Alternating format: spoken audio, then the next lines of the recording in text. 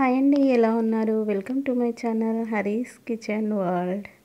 ఈరోజు లంచ్లోకి మా ఇంట్లో టమాటా ఎండు రొయ్యల కర్రీ చేసిన చాలా బాగుంటుంది.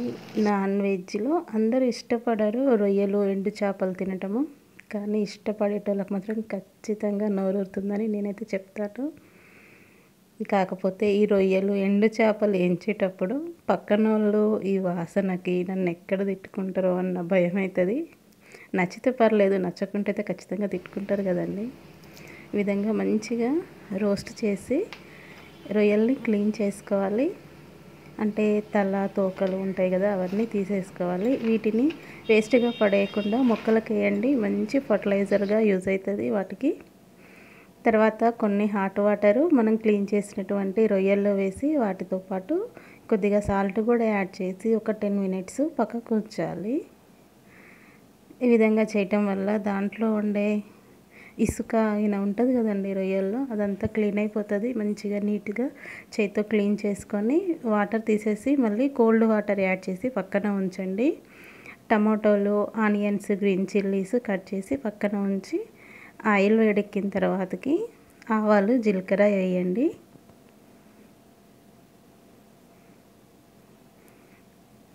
అలానే ఆనియన్ పీసెస్, గ్రీన్ చిల్లీస్, కరివేపాకు కూడా యాడ్ చేసి ఆనియన్ పీసెస్ కొద్దిగా హాఫ్ బాయిల్డ్ అయినాయి అనుకునే టైంకి రొయ్యల్ని కూడా వాటర్ లేకుండా మొత్తం స్క్వీజ్ చేసి వేయండి. వీటిని ఆనియన్ పీసెస్తో పాటు ఆయిల్లో మగ్గనివ్వాలి. తర్వాతకి ఫ్రెష్గా నూరినటువంటి అల్లం వెల్లుల్లి పేస్ట్ కూడా యాడ్ చేసి పసుపు కూడా యాడ్ చేయండి. ఒకసారి మంచిగా మిక్స్ చేసి ఒక 2 నిమిషాల తర్వాతకి టమాటో పీసెస్ యాడ్ చేద్దాము.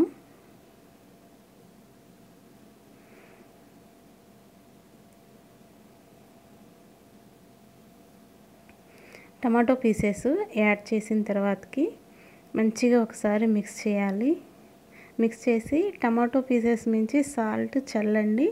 సాల్ట్ వేసిన తర్వాత కలపకుండా స్టవ్ మీడియం ఫ్లేమ్లో ఉంచి 5 నిమిషాలు లిడ్ క్లోజ్ చేసి ఉంచండి. నా ప్రీవియస్ వీడియోస్లో కూడా మీకు చెప్పే ఉంటాను ఇలానే. చూడండి, ఇలా ఉంచటం వల్ల టమాటో పీసెస్ మెత్తగా జ్యూసీగా మంచిగా సాఫ్ట్గా కుక్ అవుతాయి.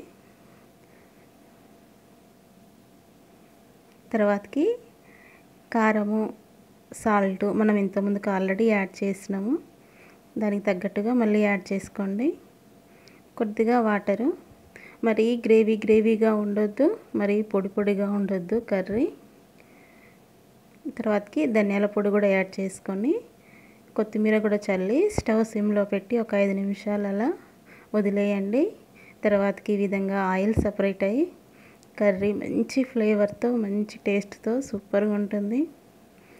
మీరు చపాతీలోకి కానీ రైస్లోకి కానీ తినండి, కానీ ఎక్కువ మాత్రం రైస్లోకే నేను ఇష్టపడతాను.